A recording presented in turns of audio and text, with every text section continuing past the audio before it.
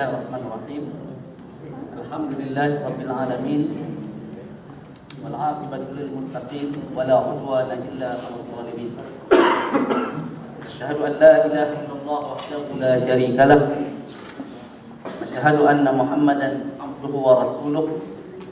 Allahumma shalli ala sayyidina Muhammad wa ala alihi wa sahbihi wa man tabi'ahu wa nasarahu ila yaumiddin. Subhanaka la ilma lana illa ma 'allamtana innaka antal alimul hakim. Rabbi shrah li sadri wa yassir li amri wahlul 'uqdatan min lisani yafqahu qawli. Wa hayyikum bi tahiyyatil Islam tahiyatan thayyibatan mubarakatan min indillah. Assalamu alaikum warahmatullahi wabarakatuh. A'udzu billahi minasyaitonir rajim. Kuntum khaira ummah ukhrijat lin-nas ta'muruna bil ma'ruf wa tanhauna 'anil munkar. Shadaqallahu azim. Terima kasih kepada pengacara majlis. Nama Pak Tay yang siapa? Saudara Farhan. Saudara Farhan ni memanglah tak kenal dia. Sebab dia menjadi polis Mara Serban. Abang dia kawan baik anak, Saudara Syamil. Abang dia yang sulung sekali. Abang dia. Abang dia yang sulung tu memang anak murid anak. Itu cerita dia. Jadi memang walaupun anak tak pernah berjumpa dengan dia, tapi anak kenal abang dia Syamil, Dr. Syamil sekarang ni merupakan doktor. Nanti anak akan cerita yang cemerlang. Kita nak jadi cemerlang sebab kita ada sampel dah. Sampel dia abang dia, insya-Allah. Anak akan ceritakan orang yang cemerlang kita kongsi, insya-Allah. Yang anda hormati lagi kasihi Dr. Rozani Zam, selaku pengurusi ISMA South Australia, wakil-wakil daripada persatuan-persatuan dan badan-badan kebajikan di South Australia, pimpinan-pimpinan ISMA, pimpinan pelajar, sahabat yang anda kasihi, Dr. Zaki Ibrahim yang banyak meraihkan anda sepanjang anda berada di bumi Australia ni, bumi kangaroo, bumi beruang bola tu. Sebenarnya pelajar-pelajar yang hebat, cemerlang, gemilang, terbilang, jangan temberang sudah. Moga-moga kita dirahmati Allah Subhanahu wa taala. Alhamdulillah. Namanya marilah sama-sama kita memanjatkan kesyukuran kepada Allah Subhanahu wa taala. Memanjatkan kesyukuran kepada Allah Subhanahu wa taala kerana kita dapat dipertemukan pada malam ini dalam satu majlis ilmu, majlis yang sahabat-sahabat yang Rasulullah SAW sangat suka. Alhamdulillah. Sehingga kan Rasulullah bagi motivasi kepada para sahabat, kalau ada dalam majlis ini, Rasulullah kata raudhah min riyadil jannah. Ini adalah satu taman daripada taman-taman syurga. Allah kata lagi, man salaka tariqan yaltamisu fihi ilman sahalallahu bihi tariqan ilal jannah. Barang siapa yang melalui satu jalan untuk mendapatkan ilmu, dapatkan kefahaman, dapatkan sesuatu yang menjadikan kita hebat, menjadikan kita ni HD, high distinction, memiliki tahap pencapaian akademik yang paling hebat, tertinggi, respected, maka Allah Subhanahu wa taala kita sedang buat satu kerja yang cukup besar. Ni kita sekarang buat kerja yang cukup besar, cukup hebat, iaitulah sahalallahu bihi tariqan ilal jannah. Allah memudahkan jalan untuk kita ke syurga. Makna dia, orang yang nak pergi ke syurga ni ada syarat-syarat dia. Syarat dia simple ya. Yaltamisu fihi ilman. Dia mesti menuntut ilmu. Bila kita ada ilmu, boleh bawa kita ke syurga. Bila kita ada knowledge, boleh bawa kita ke syurga. Bila kita ada kefahaman, boleh bawa kita ke syurga. Tetapi anak-anak pelajar yang berada di hadapan anak ni ialah pelajar-pelajar yang memang selected, terpilih. Sahih ke tak sahih? Kalau tidak, anda tak berada di sini. Sama ada yang berada di hadapan anda ni pelajar-pelajar degree, atau pelajar-pelajar master, ataupun pelajar-pelajar PhD, ataupun yang bekerja, ataupun yang menghabiskan sakit baki hidup dia di bumi Australia. Kita yakin dan kita percaya yang ada di hadapan anak ini adalah orang yang terpilih, terbaik, cemerlang, yang kita kena bersyukur kepada Allah Subhanahu Wa Taala, yang amat-amat kesyukuran. Supaya kesyukuran ini akan menambahkan bermacam-macam nikmat kepada kita. La in syakartum la azidannakum wa la in kafartum inna azabi lasyadid. Kalaulah kamu banyak syukur, banyak merendah diri kepada Allah, banyak bertasbih kepada Allah, banyak berzikir kepada Allah. Syukur ni, syukur dalam bentuk kita sebut alhamdulillah, dalam bentuk kita sebut nama Allah, dalam bentuk kita istighfar kepada Allah, dalam bentuk kita melakukan kebaikan. Apa saja yang mendefinisikan dan memaknakan kalimah syukur itu, la azidannakum, Allah akan tambahkan nikmat kepada kita. Nikmat yang kita tak tahu apa nikmat yang Allah nak bagi kepada kita. Mungkin cukup 5 tahun, cukup 6 tahun, kita dinobatkan sebagai pelajar terbaik Universiti Adelaide. Mungkin kita selepas ni kita akan dinobatkan sebagai, orang kata apa, orang yang boleh menyambung master dan PhD.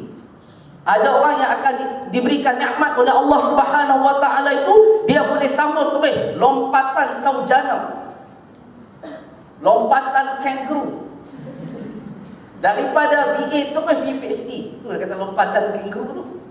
Kalau lompatan beruang bola tu dia master saja. Bila kangaroo dia terus pergi PhD tanpa dia buat master. Masya-Allah. Anda dah jumpa banyak orang lah.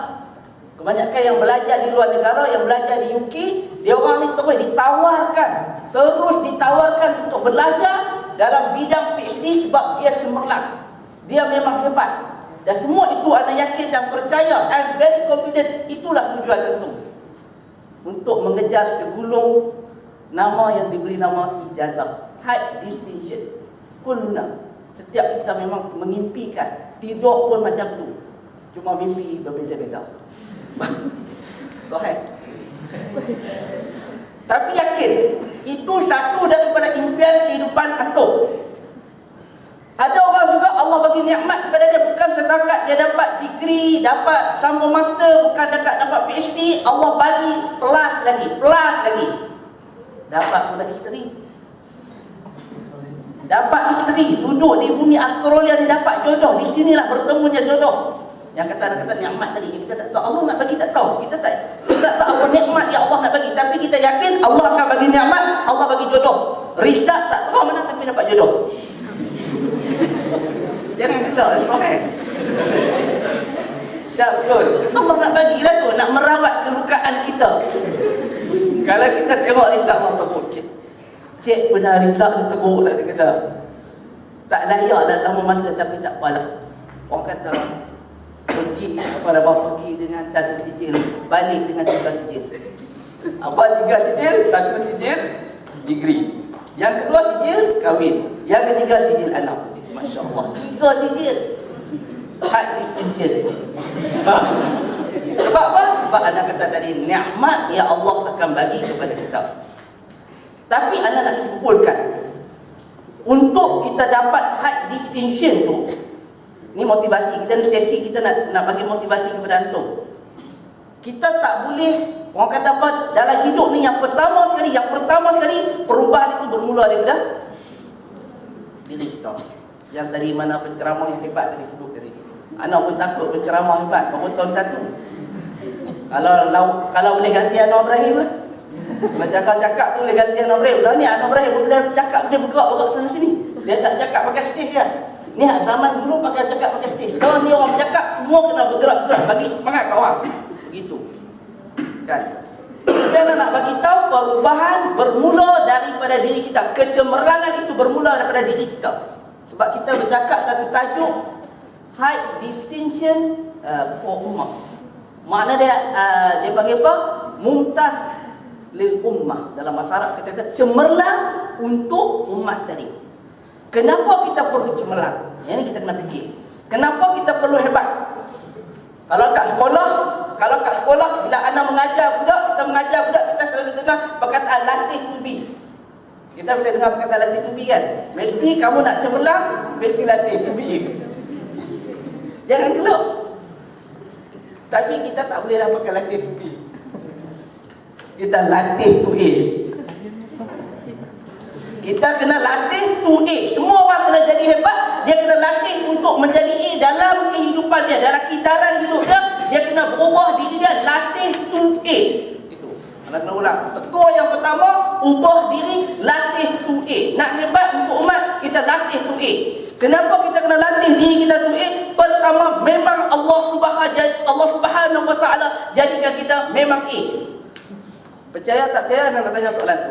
Adakah anda percaya bila saya katakan kepada anda semua, wahai pelajar-pelajar yang duduk di Adelaide, yang duduk di South Australia, adakah anda percaya kalau kita nak cemerlang, memang Allah telah jadikan kita A? Setuju tak setuju? Anda setuju? Anda yakin? Anda confident dengan kenyataan? Kita percaya tak percaya? Memang Allah jadikan kita A. Memang Allah jadikan kita hebat. Okey, bagi satu evidence. Kalau orang nak evidence, tak apa, jangan takut. Anda memang Allah jadikan anda jadi A. Jadi jawapan anda nak A. Cara fikir anda mesti A.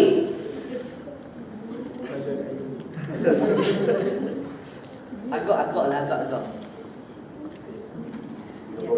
No comment. Okey, semua orang takut nak ditanya. Sebab soalan tu A, mestilah jawapan dia mesti A. Tapi tak apa. Allah sebut dalam Quran. Ayat ni kita biasa baca. Allah memang jadikan kita ni memang A, bukan takat A plus. Laqad khalaqnal insana fi ahsani taqwim. Ini kunci dia. Kunci macam mana kita nak jadi hebat, kita baca ayat ni dulu. Allah kata laqad khalaqnal insana fi ahsani taqwim. Sesungguhnya kami jadikan manusia itu dengan sebaik, dengan terbaik kejadiannya. Maknanya Allah bagikan kita ini akal yang hebat, fizikal yang hebat, mental yang hebat, spiritual yang hebat, emosi yang hebat. Ni Allah bagi yang terbaik. Memang kita ni hebat sebab Allah bagi kita yang terbaik dan kejadian kita memang terbaik. Orang doktor pakar perubatan sakit kuat, memang kita ni daripada benih-benih yang baik akhirnya dicampur terus subur dan belajar di bumi Australia. Memang kita kena yakin Allah dah ciptakan kita jadi A. Kita kena ingat macam tu. Nak kena bersyukur banyak. Dengan A ni memang kita kena bersyukur dengan banyak sebab Allah bagi jadi kita hebat.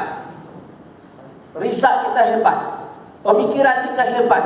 Boleh berfikir, boleh analisis, boleh buat penaklukan. Pernah dengar tak perkataan penaklukan?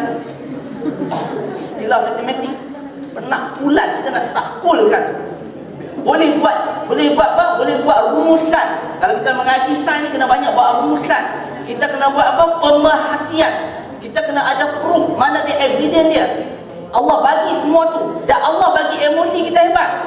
Ada masa kita sedih, ada masa kita gembira, ada masa kita berdebar. Dangdung. Makna emosi kita tu hebat lah. Kalau tidak tak boleh dangdung. Kan? Kemudian kita kadang-kadang kita rasa macam bimbang, takut. Tadi, kalau tak ada perasaan tu, kita tak akan jadi hebat. Kita tak boleh berkomunikasi dengan orang. Kita tak boleh nak berbicara dengan orang. Kita tak boleh nak faham impression orang. Kita tak boleh tengok air mata wajah orang. Bila kita dengar berita sedih, kita akan terus emosi kita menggugah. Tak nak menggugah. Menggugah maksudnya emosi kita tersentak. Belum cakap apa yang mata dah meleleh dah. Punya emosi kita hebat, masya-Allah, Allah ni hebat. Kita kadang-kadang dapat SMS saja, belum baca lagi SMS tu dah menitih yang mata. Kadang-kadang kita macam tengok filem Hindustan kan, kus-kus Fatahir kan. Tumpah si air kan. Bila kita dengar lagu Hindustan, saya ada lagu Hindustan, tapi lagu Hindustan punya Arab. Nak dengar? Bila saya dengar lagu kus-kus Fatahir tu, Pernah dengar tak nama tu? Dr. Zaki? Boleh pasang tak? Boleh pasang tak ni? Ha? Tapi dia lagu dia Arab. Tak apa kita riliskan dia punya emosi kita dekat Ustaz. Tak apa, dengar ya saja seronok. Kita kadang lagu-lagu lembut dia. Kadang-kadang kita nak tunjuk kita emosi kita hebat.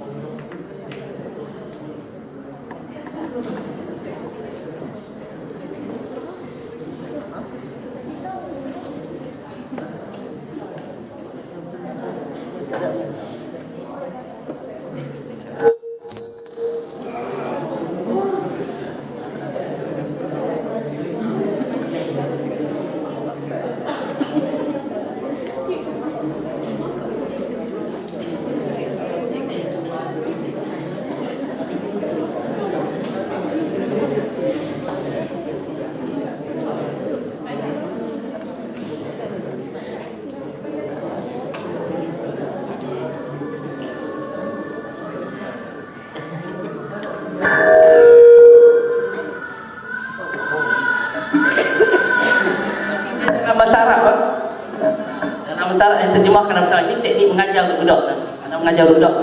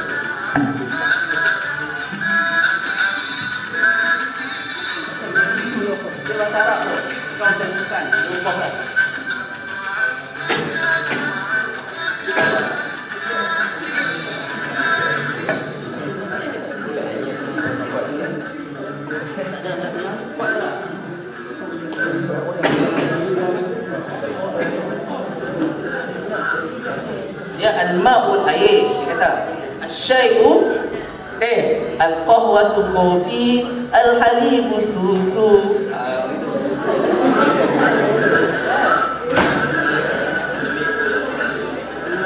Nanti kalau kita dengar dia boleh sebab dia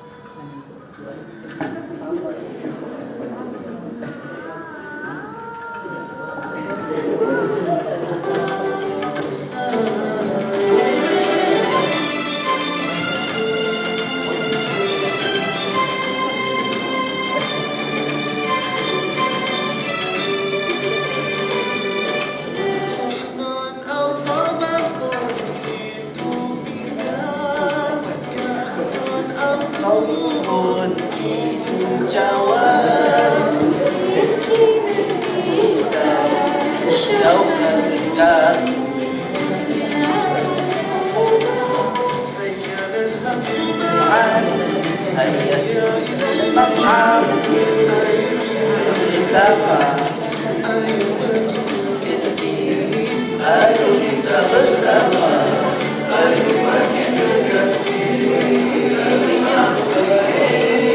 Al-Syai'in Al-Mawad-Tubi Al-Halim Sustu Al-Mawad-Tubi Al-Syai'in Al-Mawad-Tubi Al-Halim Sustu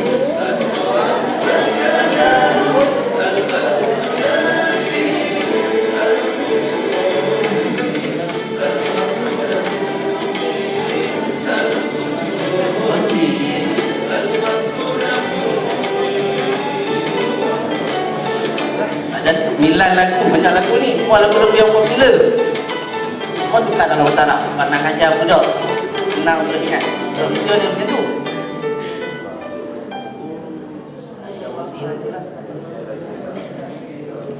Okay, kita tak bagi tahu tadi bahawa Allah Subhanahu Wa Taala bagi potensi emosi kita. Kita dengar lagu tu menitih kat mata.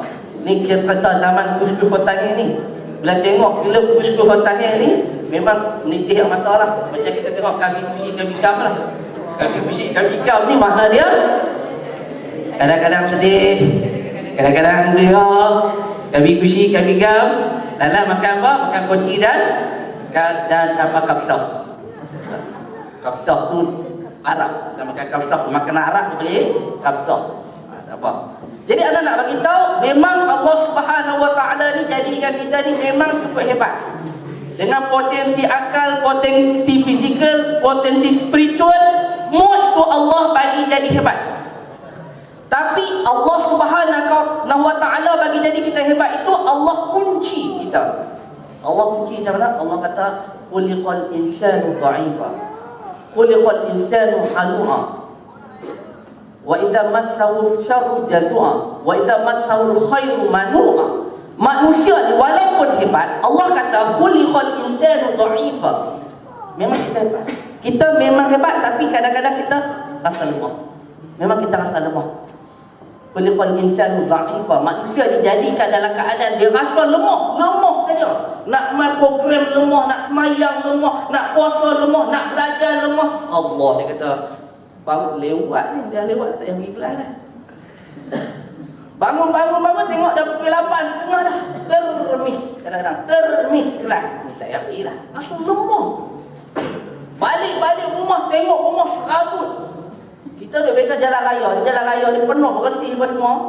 Orang putih ni Masya Allah dia, dari segi kebersihan A. Bila balik rumah Melayu dia Melayu buat makan. Penuh sampah, sarap dia penuh, lemah weh. Tak ada semangat nak belajar sebab dia fikir rumah ni serabut. Macam tu kadang-kadang. Sebab Allah kata manusia dijadikan dalam keadaan lemah. Kemudian Allah kata khuliqal insanu halu'a. Manusia ni dijadikan dalam keadaan gopoh-gapoh. Kelang kabut. Gopoh-gapoh, kelang kabut. Lagi. Bahasa Melayu kita kata apa? Gopoh-gapoh, kelang kabut. Runsing, dalam keadaan dia sentiasa dalam keadaan runsing. Itu Allah Subhanahu Wa Taala bagi tahu kepada kita, itulah tabiat manusia. Dan kita hari ini rasa runsing, rasa keluh kesah, rasa gelisah, rasa dalam keadaan lemah. Itulah tabiat manusia. Walaupun Allah Subhanahu Wa Taala katakan kita ini ahsanu taqwimin, sebaik-baik kejadian. Kita dijadikan secara A. Kita diciptakan secara A plus. Tapi dalam banyak-banyak plus itu, kita kena ingat Allah memang nak uji kita. Allah kata kita memang dijadikan dalam keadaan lemah. Tapi Allah Subhanahu Wa Taala, dia tak biarkan kita dalam keadaan lemah. Allah tak biarkan kita dalam keadaan lemah. Allah kata innallaha la yughayyiru ma biqaumin hatta yughayyiru ma bi anfusihim. Allah takkan ubah nasib kita melainkan perubahan itu bermula dari diri kita. Kita bisa dengar orang kata, kalau kamu nak ubah dunia, ubahlah diri kamu sendiri. Kalau kamu nak ubah dunia, ubahlah diri kamu sendiri. Kalau kamu gagal untuk mengubah diri kamu, bermakna kamu gagal untuk mengubah dunia. If you fail to change yourself, that means you fail to lead the world. Bila kamu gagal untuk pimpin diri kamu, yakin dan percayalah kamu tidak akan mampu untuk memimpin dunia ini. Ini kata-kata yang kita kena pahat dalam diri kita. Kita yang diberikan amanah oleh Allah Subhanahu wa taala untuk berada di bumi kangaroo, bumi Australia, South Australia ni, kita kena ingat ini adalah kita ni adalah suatu eksperimen daripada Allah untuk kita pimpin dunia. Semua orang nak pimpin dunia. Semua orang jadi doktor, semua orang nak jadi engineer, semua orang nak jadi jurutera, semua orang nak jadi lecturer, semua orang nak jadi apa saja jawatan yang besar. Kan? Ni yang duduk sekolah berasmara penuh. Asrama penuh. Silah sebut. Kadang-kadang dia satu lah, dia cakap kalau budak SPP macam tu lah. Kamu ni sekolah asrama penuh ke asmara penuh? Kan? Tak apalah, asrama pun betul, asmara pun betul. Di sinilah tempat kita bertemu. Kan? Adam dan Hawa. Never mind. Kan? Ada yang sekolah berasrama penuh. Ada sekolah apa? MRSM. Ada sekolah apa? SMKA. Ada sekolah apa? SMK. Ada sekolah apa? Sambes. Sambes dia ada sekolah yang paling best sekali. Orang ni semua tak ada best. Kan? Jangan keluar. Kan? Sekolah Sambes. Makna dia, anda nak beritahu kepada antum semua, kita ni memang cukup hebat. Cukup hebat. Sebab apa? Sebab kita kena tanya diri kita, kita jadi hebat sebab apa? Kita nak pimpin dunia sebenarnya. Itu dia sebenarnya. Allah bagi kita duduk kat bumi Australia ni, kita kena niat, kita kena pasang, kita kena letakkan target, kita kena letak visi, hantar datang bumi Australia. Sebab apa? Sebab bukan nak jadi engineer, bukan jadi doktor, bukan nak jadi lecturer, bukan nak dapat master, bukan nak dapat PhD. Anda kena guna semua perkakasan untuk anda pimpin dunia. Yang itulah yang kita kata high distinction. Tambah head rumah anda pun tak pandai bahasa Inggeris nak. Sebab Inggeris anda ni Inggeris Kedah, Inggeris utara. Jadi tegak jadi utara, jadi antum gelap nak. Tapi anda yakin kita datang ni dengan satu matlamat yang kita kena betul matlamat tu. Sebab kita nak betulkan matlamat tu, sebab kita ahsani taqwimin, supaya kita tak jadi Allah kata summa radadnahu asfala safilin, supaya kita tak kembali jadi hina di sisi Allah SWT. Kehinaan kita bukan sebab apa? Sebab kita tak menghargai nikmat ni, nikmat fizikal kita, nikmat emosi kita tadi. Maka Allah kata summa radadnahu asfala safilin. Clear ayat tu bila kita baca, perubahan Allah jadi kita hebat, Allah jadi kita tiba-tiba the ending of our life kita jadi asfala safilin, di tempat yang cukup hina. Kita tak mau tempat tu. Kita tak mau duduk di tempat yang hina. Kita tak nak dihinakan oleh Allah Subhanahu wa taala di dunia lagi sebelum kita dihinakan oleh Allah Subhanahu wa taala di akhirat. So yang kita kena buat ialah kita kena ubah diri kita. Kerana apa kita perlu ubah diri kita? Simple ya. Satu, sebenarnya dalam hidup kita ada cabaran, obstacle. Orang cakap ni, orang motivasi kita dalam hidup kita ada obstacle. Orang yang hebat, orang yang berjaya, orang yang cemerlang, orang yang akan boleh pergi jauh, dia buat satu apa? Berjaya mengharungi, bukan mengharungi, dia apa? Dia berjaya apa? Melepasi obstacle tu, halangan-halangan tersebut. Halangan yang paling besar bermula daripada diri anda. Itu yang ada kunci dia. Semua orang boleh jadi hebat. Semua memang Allah dah confirm, kunci, rapat, takdir. Semua orang memang hebat. Tapi penghalang yang paling besar untuk kita jadi hebat bermula apabila halangan itu ada dalam diri anda. Sebab apa? Wa fi anfusikum afala tubsirun. Allah kata, pada diri-diri kamu, kenapakah kamu tidak perhatikan kekuatan dari diri kita? Tapi halangan juga bermula daripada diri kita. Seorang ulama Islam, Syekh Qutb rahimahullah alaih, orang yang pernah duduk dalam penjara, akhirnya apa? Mati di tali gantung. Dia kata apa? Dia kata kekalahan pertama dalam kehidupan kita untuk menghadapi perjuangan kita ni ialah kekalahan jiwa, ketewasan jiwa tadi. Kita mesti melawan. Kita mesti lawan kekalahan yang bermula daripada dalam ini. Dia tak bermula daripada luar. Seperti mana kata penceramah yang hebat tadi, lihatlah di sekeliling kita, dia kata. Tengoklah ke kanan. tengoklah ke kiri, dia kata. Sahih. Kemudian dia kata tengoklah bangunan-bangunan yang ada kiri anda. Ada, dia kata provided. Anda pun tak tahu mana provided ni, tapi anda kelengkapan yang cukup. Kan? Pensyarah yang hebat, universiti yang hebat. Anda pun tak pernah belajar kat Universiti Adelaide. Anda pernah takat gambar Universiti Adelaide saja. Sahih. Tak apalah, malah dia dapat sahih menjadilah. Anda kata makna dia antum dikeliling, antum dapat tempat yang hebat, pensyarah yang hebat, universiti yang hebat, tapi yang menyebabkan kita jadi tak hebat bukan disebabkan universiti, bukan disebabkan pensyarah, bukan disebabkan apa kita tak boleh menyumbang untuk umat. Kekalahan itu bermula daripada diri kita tadi. Yang itulah kunci dia. Kalau kita nak hebat, kita kena ubah diri kita. Kita kena halangan ini kita kena tempuh, dan kita kena rawat, dan kita kena tingkatkan supaya kita menjadi orang yang hebat, supaya kita dapat membuat satu kehebatan, lompatan kehebatan. Kita menjadi super. Orang macam kita kena jadi superhero. Kita kena jadi superhero tadi. Orang yang hebat dengan Allah bagi kelengkapan yang cukup. Sebab apa? Cabaran untuk kita jadi hebat bermula daripada cabaran dalaman itu. Kenapa kita perlu jadi macam kita kena guna peluang kita berada di Universiti Adelaide? Kita ni cakap motivasi. Kita kena guna peluang belajar di Universiti Adelaide sebab kita umat hari ini dahagakan orang-orang yang hebat. Orang yang hebat ni kita kena ingat, kita yang datang hari ini semua orang yang satu jenama. Mim, lam, alif, ya Allah.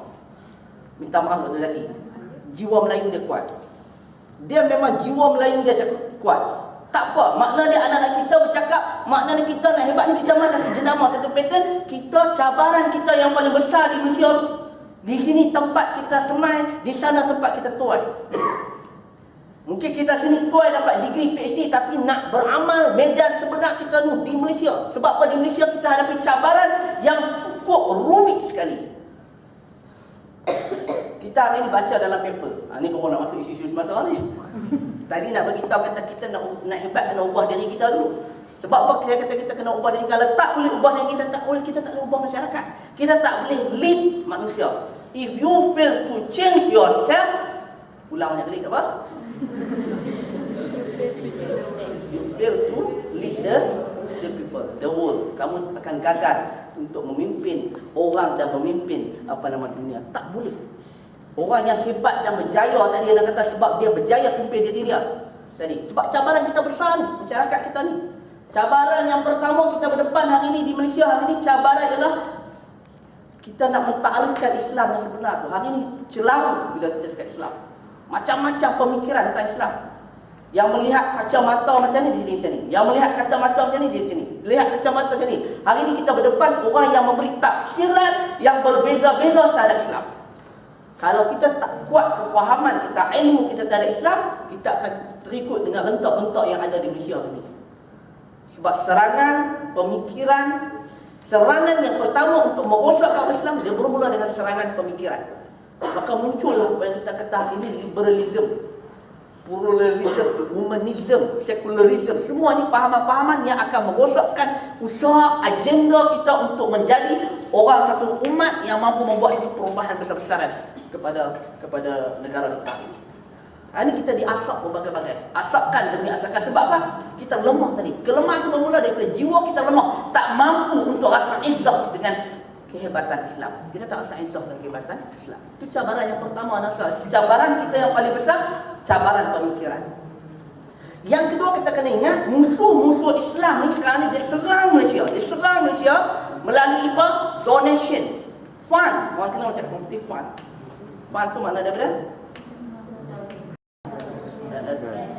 dana. Dia bagi dana untuk memastikan agenda orang panggil apa lagi? Orang panggil apa? Human right. Kebebasan hak asasi manusia. Perjuangan menegakkan kebebasan hak asasi manusia. Dan kebebasan hak asasi manusia ni sudah ada di dunia barat. Mereka cuba nak bawa di Malaysia ni sebab apa? Nak menjadikan Malaysia ini sama seperti mana yang berlaku di Indonesia ini.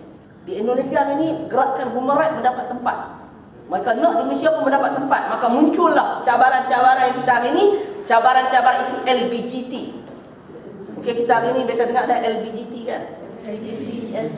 LGBT. Apa itu LGBT?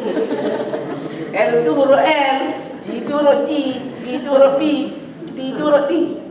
L itu gerakan mencari, menuntut hak kesamaan. Anda tak perlu sebut. Satu seminar yang telah dibuat di Filipina yang menghimpunkan tokoh-tokoh pejuang hak asasi manusia. Ada tokoh pejuang hak asasi manusia minta supaya membenarkan LGBT dibenarkan di negara-negara ASEAN. Bangun satu orang, nama dia Datuk Muhammad Syafiee. Dia seorang peguam, dia tahu dan ahli tentang undang-undang.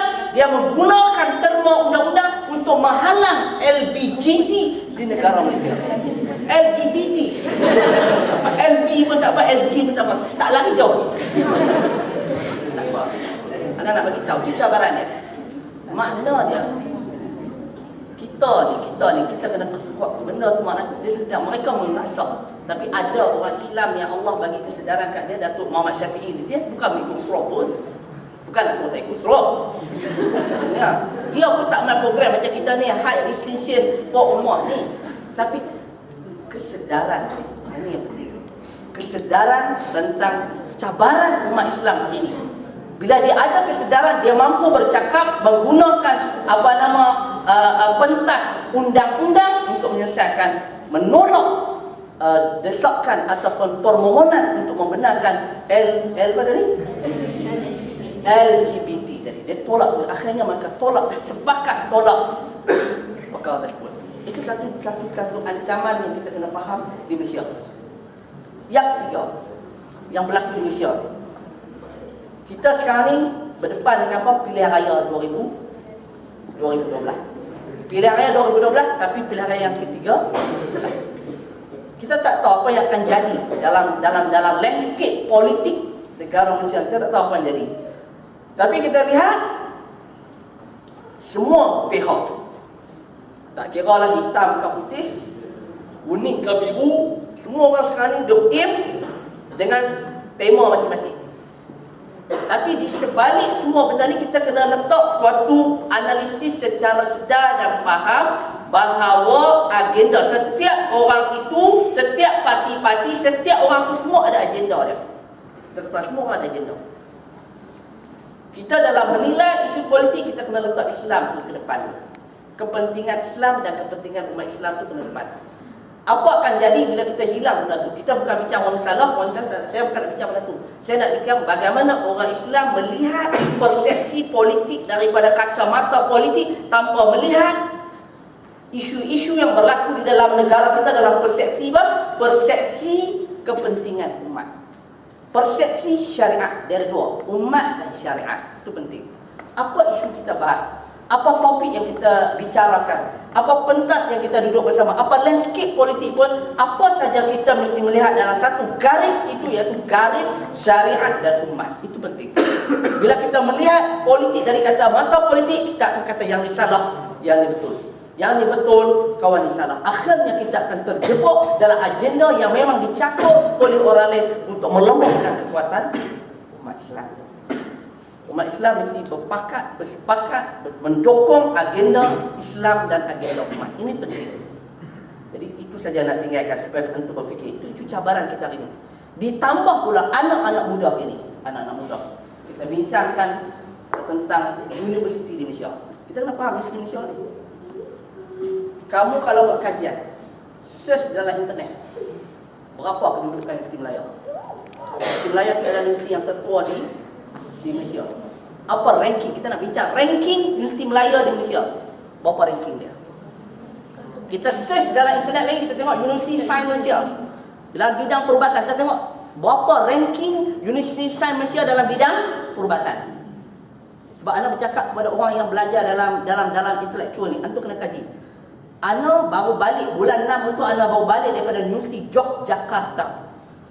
Yogyakarta itu di Yogyakarta, itu bukannya Jakarta. Jakartanya itu jauh daripada Yogyakarta. Di Yogyakarta tu ada sempat pergi melawat ke gunung apa tu yang mati itu, gunung apa tu? Merapi, Gunung Merapi. Kemudian kita pergi Candi Borobudur. Kita tengok kesan Candi Borobudur. Tapi kita punya lawatan, anak bawa budak anak ni, kita pergi ke Universiti Yogyakarta. Siapa yang mengaji bidang perubatan? Anak tanya berapa kedudukan Universiti Yogyakarta dalam ranking perubatan di negara-negara ASEAN. Universiti Yogyakarta adalah universiti yang kedua, yang pertama terbaik di Indonesia dalam bidang medicine, perubatan. Kan? Dan dia juga ada ranking yang agak dalam lingkungan 30 ke bawah dalam bidang perubatan. Maknanya dia menawarkan bidang perubatan. Sebab pelajar Malaysia belajar di sana, sebab apa? Dia punya ranking perubatan dia baik. Sebab tu antum kena tahu sebab apa antum elite. Kenapa antum masuk Universiti Melbourne? Semua kita kena tahu sebab kita sekarang ni berada di tempat-tempat yang menawarkan bidang perubatan yang cukup baik, bidang pendidikan, bidang apa saja pun ini. Kita kena tahu benda tu. Jadi nak compare kan. Makna dia cabaran kita di universiti-universiti Malaysia ni, bagaimana kita nak meletakkan universiti-universiti di Malaysia ni mempunyai daya kompetitif yang tinggi bersaing dengan universiti-universiti. Jadi kalau nak bersaing dengan kompetitif macam tu, sebenarnya dia bergantung ke syarah. Berapa ramai profesor media, berapa banyak kajian yang telah dibuat tadi.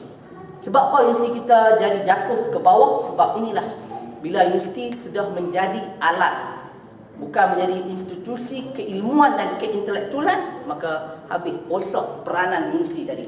Sepatutnya peranan universiti itu menyuburkan budaya intelek dan budaya ilmu tadi. Ini cabaran antum, sebab antum duduk di bidang-bidang ini.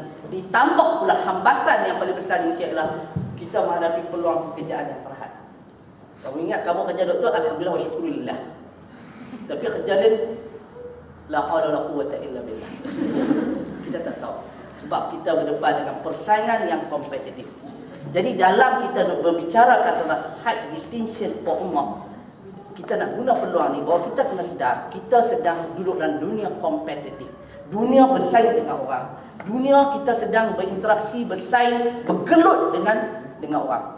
Kita ada harapan yang besar. Kita punyai amanah untuk memikul beban umat ni. Kita punyai amanah untuk memimpin perubahan yang besar. Tapi kita yakin dan percaya perubahan itu bermula daripada diri kita sendiri. Bagaimana nak bermula daripada diri sendiri? Kita bermula di sinilah, di bumi Adelaide inilah kita kena mulakan segala-galanya. Sebab apa? Sebab apa saya katakan demikian? Sebab apa anda katakan demikian? Dalam dunia kompetitif, orang yang tak mampu bersaing, dia akan ketinggalan di belakang. Bagaimana kita nak bersaing? Selain daripada kita kata tadi, kekuatan ilmu intelektual, yang penting lagi, kita kena memiliki soft skill. Hari ini orang bercakap tentang soft skill. Antum, dengan degree antum, dengan PhD antum, dengan master antum, dalam bidang apa saja antum belajar di Adelaide, kalau tak ada soft skill, antum tak boleh pergi jauh. Bila kata soft skill apa dia? Negotiation dengan orang, networking dengan orang, communication antum dengan orang, leading orang macam mana, teamwork macam mana, pengucapan awam macam mana, multi knowledge macam mana. Semua ini antum kena belajar. Di sinilah macam mana nak belajar, kita kena berada dalam suasana yang merangsang kita untuk terus boleh berkompetitif. Berkompetitif itu faham tak? Kompetitif, bersaing, sebab kita berada di pasaran yang terbuka. Kita kena ingat, dalam ekonomi kita kata pasaran terbuka. Kita berdepan pasaran kerja yang terbuka. Kita pun nak memimpin, kita sebenarnya dalam pasaran amal yang terbuka, pasaran pimpinan yang terbuka. Siapa yang hebat, siapa yang kuat, siapa yang memiliki soft skill, siapa yang dia ke depan, dia akan terus berada di soft hadapan. Yang lain akan berada di soft belakang. Jadi kita ambillah manfaat. Antum berada di sini, betulkan niat antum. Betulkan niat antum untuk menjadi orang yang hebat. Ini nasihat antum. Yang kedua, kuasailah pelbagai ilmu dan soft skill yang ada sendiri. Yang ketiga, baiki diri kita. Berusaha untuk membaiki diri kita. Ada buat contoh abang dia. Tadi nak cerita saya abang dia. Abang dia ni ada beristilahkan doktor contoh. Jangan takut dah kembang lah. Tak apa, kita kena tahu abang dia siapa dia. Abang dia ambil 16 subjek masa SPM. Jangan terkejut. SPP jangan terkejut. SPP hanya paling tinggi pun 10 atau 9 subjek. I know about that. Never mind. Tapi anak nak beritahu abang dia sekolah biasa saja. Sekolah Al-Amin di Bani. Ambil 16 subjek. Dapat semua A. Dalam masa ambil 16 subjek, abang dia hafal Quran 30 juzuk. Result elok, ditawarkan mengaji di Jordan dalam bidang perubatan medik. Dalam masa belajar bidang perubatan, he can speak English and Arabic language. Dia balik bila dia cakap dengan anak, attasil bihi bil lughatil arabiyyah. Aku cakap dengan dia dengan bahasa Arab. Ata'amul ma'ahu bil lughatil muamalah bil lughatil arabiyyah. Aku bermuamalah, berkomunikasi dengan dia dengan bahasa Arab. Dia boleh bercakap Arab betul dah. Abang dia lagi, dia cakap pasal abang dia lagi. Jangan takut. Anda bukan ada sampel contoh orang yang ada agenda dalam hidup. Abang dia, contoh dia aktif dalam persatuan. Aktif dalam persatuan. Abang dia antara juga pimpinan Persatuan Pelajar Perubatan Jordan. Di samping aktif dalam badan dakwah sebagai pengurusi Ikatan Muslimin Malaysia Jordan. Contoh, sekarang balik dan bertugas di praktikal di Universiti Kajang. Boleh bercakap, boleh menulis, boleh menganalisis. Pernah pergi ke India sebab bakat isterinya India. Cinta antara dua benua. Satu di Jordan, satu di India. Bila habis tamat pergi ke India. Dan anak pun berjumpa dia di India. Dan bila dia di India, anak tengok kehidupan dia, dia selalu cakap kat anak, dia jiwa dia nak jadi leader tu tinggi. Anak tengok dia akan baca setiap hari itu berbagai-bagai topik dan isu. Ada kala dia akan baca buku politik, ada kala dia baca buku ekonomi dan berbagai. Di samping dia menguasai bahasa Arab dan pengetahuan Islam. Jadi itu kita nak. Ini contoh orang yang ada agenda dalam hidup. Jadi bukanlah nak kata jadi antum terlambat. Tidak ada istilah lambat dalam hidup kita. Yang penting kita mula mengagendakan hidup kita sekarang. Kalau kita nak jadi macam itu. Kalau kita nak jadi doktor, anak selalu cakap kat budak anak belajar sekolah sama penuh. Anak dulu mengajar sekolah hebat. Sekolah Datuk Abdul Razak. Sekolah yang menang debat bahasa Melayu baru ni mengalahkan sekolah sekolah TKC debat bahasa Inggeris. Tapi tewas sedikit dengan sekolah SSP dalam debat bahasa Melayu. SSP menang debat bahasa Melayu, sedang menang debat bahasa Inggeris. Ya, orang bila tanya ustaz siapa menang? Debate kita menang, debat kita kalah. Budak-budak lah. Anak mungkin lama sedang tu lah. Orang boleh telah kan. Tapi tak apa. Ya, kita kata pengalaman kita mengajar sekolah yang orang hebat-hebat. Sekarang kita mengajar sekolah apa nama? Makna dia walaupun kita ambil subjek sikit, bukan makna kita tak hebat. Yang penting kita kena ada agenda. Bila kita ada agenda, kita jadi hebat. Ana ni ada agenda ana. Antum buat agenda antum.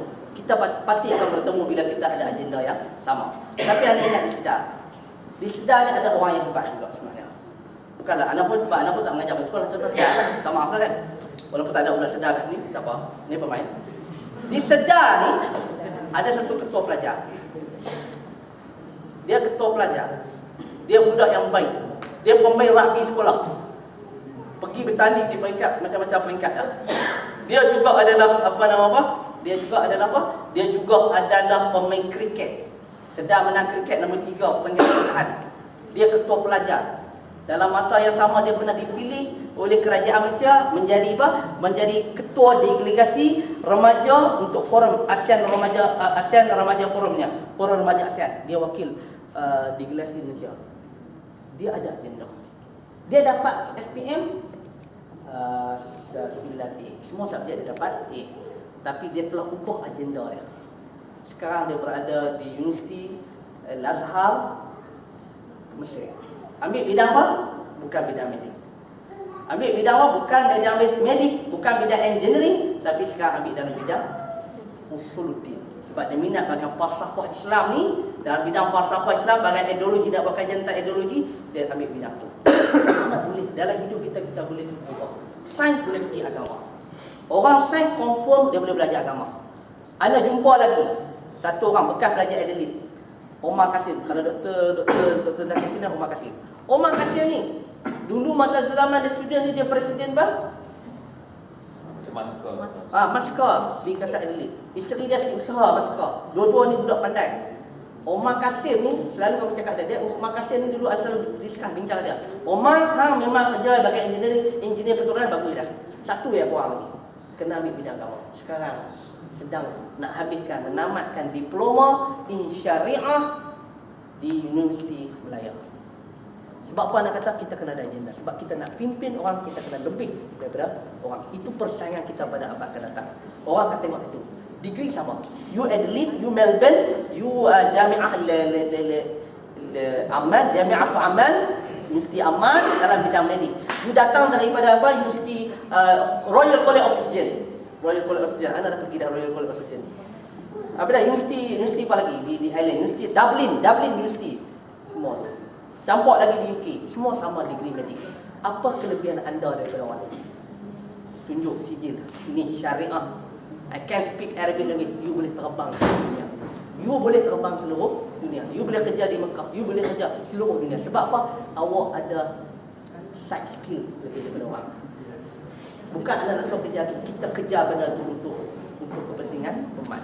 Untuk jadi umat yang hebat. Untuk kita pimpin perubahan. Dan ulang kali, kita nak pimpin perubahan. Kita mesti fikir, kita dalam kotak kita nak pimpin perubahan. Jadi itu saja yang anda nak kongsikan kepada antum pada malam ni. Mudah-mudahan dengan sikit fokus hati membuka minda antum bahawa di tangan kita, di bahu kita ni ada tanggungjawab yang besar. Jadi guna ruang berada di sepanjang yang masa singkat ni, buat sesuatu. Banyak orang boleh cakap Arab. Jangan kita cabar kemampuan kita. Kita kena cabar kemampuan kita. Orang yang hebat, anda kata ni obstacle, dia cabar kemampuan dia. Dia kena cabar kemampuan dia. Cabar kemampuan dia, insya-Allah dia akan jadi hebat. Anda confident sebab antum ni semua otak cerdik. Banyak dia dah mula cerdik. Memang hebat. Dr. Zaki tu, anda boleh cakap dengan Dr. Zaki. Orang yang sudah lama dulu di Australia. Bukan anda kata dia ni, tapi dia dalam masa sama sedang menghabiskan dia punya pembelajaran dia secara online di universiti di Saudi di bidang agama.